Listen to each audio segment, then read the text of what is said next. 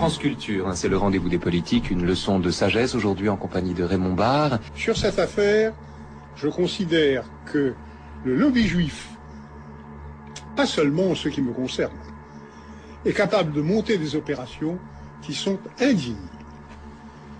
Et je tiens à le dire publiquement. Tout ça est manipulé, ça je le dis à votre naturellement. On est manipulé. Bon, on est complètement manipulé.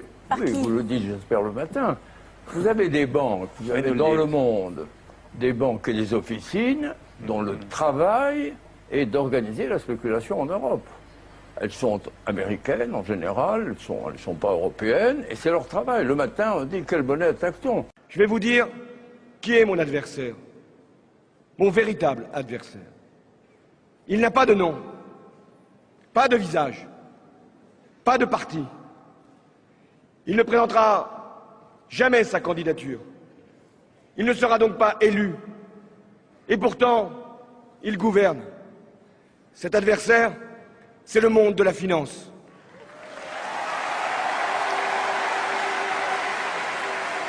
La France ne le sait pas, mais nous sommes en guerre avec l'Amérique. Oui, une guerre permanente, une guerre vitale, une guerre économique, une guerre sans mort apparemment. Oui, ils sont très durs, les Américains. Ils sont voraces, ils veulent un pouvoir sans partage sur le monde. C'est une guerre inconnue, une guerre permanente, sans mort apparemment, et pourtant une guerre à mort. Ce n'est pas moi qui le dis.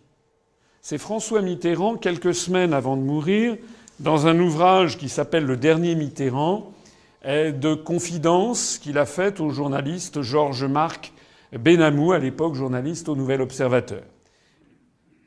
Et je peux vous dire une troisième chose. On ira ensemble vers ce nouvel ordre mondial. Et personne, je dis bien, personne ne pourra s'y opposer.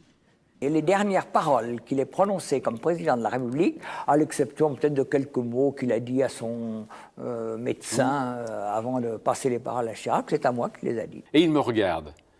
Vous constatez là, me dit-il, l'influence puissante et nocive du lobby juif en France. On ne met plus en doute, même quand on m'attaque avec une violence inouïe, que ces paroles aient été prononcées. Mais immédiatement après, on me dit, il les a peut-être dites, mais il ne fallait pas le répéter. Pas vous, pas comme ça, pas maintenant. Pas moi, pas maintenant. Mais pourquoi ?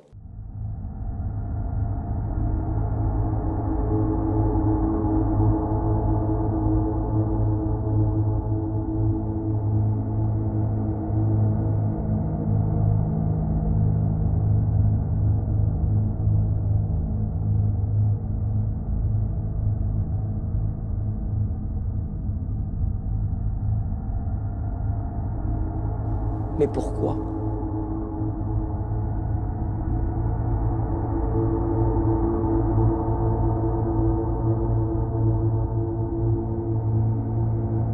Il ne fallait pas le répéter. Mais pourquoi ?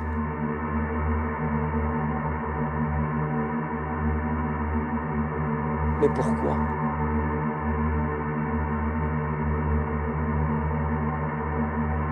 Il ne fallait pas le répéter.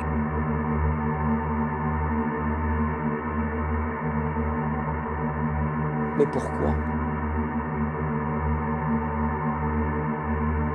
Il ne fallait pas le répéter.